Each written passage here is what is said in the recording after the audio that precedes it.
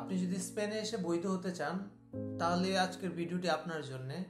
আর ভিডিওটা যদি ভালো লেগে থাকে অবশ্যই চ্যানেলটাকে সাবস্ক্রাইব করবেন। ইউরোপের মধ্যে যারা অবৈধভাবে আছেন, বৈধ হতে স্পেনকে আপনারা অনেকে বেছে নিয়েছেন। তো স্পেনে বৈধ হতে হলে শুরুতে আপনাদের লাগবে এমপাদ্রোনামেন্তো। এমপাদ্রোনামেন্টোটা হচ্ছে একটা বাসার অ্যাড্রেস বা বাসার রেজিস্টার্ড বলতে পারেন। সহজ ভাষায় বলতে গেলে আপনারা একটা বাসার থাকার জন্য রেজিস্টার্ড হয়েছেন। এই পাদ্রনটা আপনারা দুইটা ভাবে নিতে পারেন, একটা হচ্ছে রেড ক্রস আর একটা হচ্ছে আপনাদের পরিচিত যদি কেউ থাকে তার মাধ্যমে আপনারা এটা নিতে পারবেন। রেড ক্রস থেকে মিনিমাম 5 থেকে 6 মাসের মতো একটা সময় লাগবে। আর যদি আপনার পরিচিত কেউ থাকে তার মাধ্যমে আপনারা 1 থেকে 2 সপ্তাহের মধ্যে এই পাদ্রনটা করে ফেলতে পারবেন। পরিচিত থাকে তার মাধ্যমে কিভাবে করবেন সেটা হচ্ছে যার বাসা ওই বাসার আন্ডারে কিন্তু আপনার এই পাদ্রনটা হবে।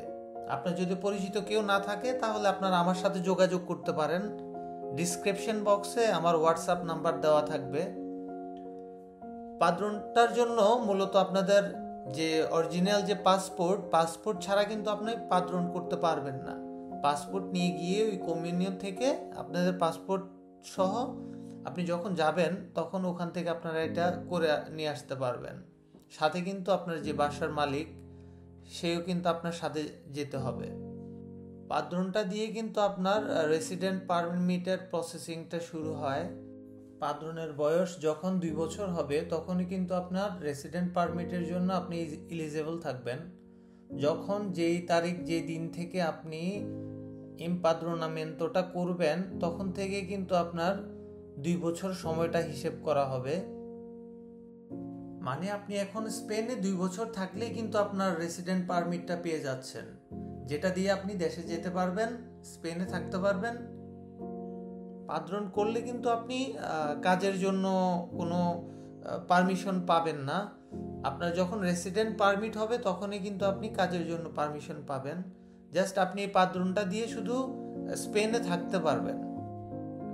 এটাই ধরেন আপনার একটা বৈধ ডকুমেন্ট বলা যায় থাকার জন্যে, কিন্তু আপনি কাজ করতে পারবেন না। যখন আপনার 2 বছর হবে তখন থেকেই কিন্তু আপনার রেসিডেন্ট পারমিটের জন্য আপনি আবেদন করতে পারবেন। অ্যাপয়েন্টমেন্ট ছাড়া কিন্তু আপনারা পাদ্রনের অফিসে যেতে পারবেন না। এমপাদ্রোনামেন্টো করতে হলে আপনাদেরকে শুরুতে একটা অ্যাপয়েন্টমেন্ট নিতে হবে আপনাদের পাসপোর্ট দিয়ে। অ্যাপয়েন্টমেন্ট নিয়ে সে অ্যাপয়েন্টমেন্ট যেই তারিখে যে সময়ে আপনি অ্যাপয়েন্টমেন্টটা নিয়েছেন সেই সময়ে কিন্তু আপনাকে ওখানে উপস্থিত থাকতে হবে।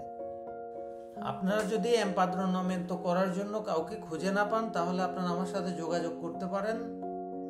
আমি আপনাদেরকে এমপাদ্রোনামেন্টো করার জন্য সহযোগিতা করব। আর ভিডিওটা যদি ভালো লেগে থাকে অবশ্যই আমার চ্যানেলটাকে সাবস্ক্রাইব করে পাশে থাকবেন। ধন্যবাদ।